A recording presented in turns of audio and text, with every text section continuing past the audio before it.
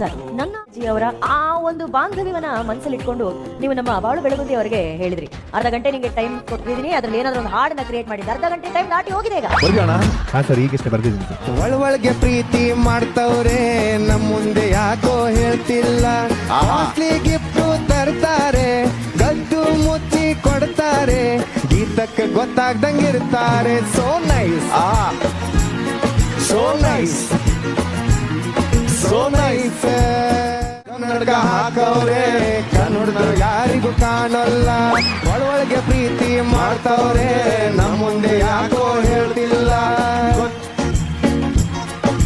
Costly gift ತರ್ತಾರೆ, ಕದ್ದು ಮುಚ್ಚಿ ಕೊಡ್ತಾರೆ, ಗೀತಕ್ಕ ಗೊತ್ತಾಗ್ದಂಗಿರ್ತಾರೆ. So nice, so nice, nice.